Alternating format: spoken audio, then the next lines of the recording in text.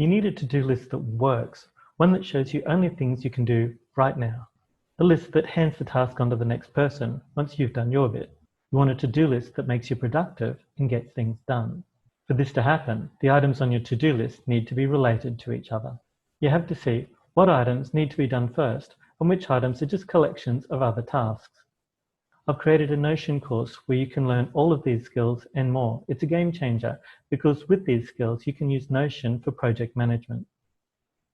Come with me as I show you a quick preview of what your course is going to look like. This is the landing page where you sign up. Tells you a little bit about the course and the enroll page. Once you enroll, you're going to come to a page that looks something like so.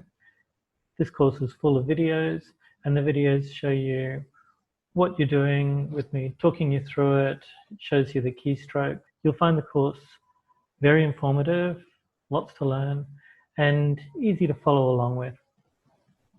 I want you to follow the links and sign up for the course so that you have the skills you need to use Notion to manage your tasks and the tasks of your team. Thanks for watching.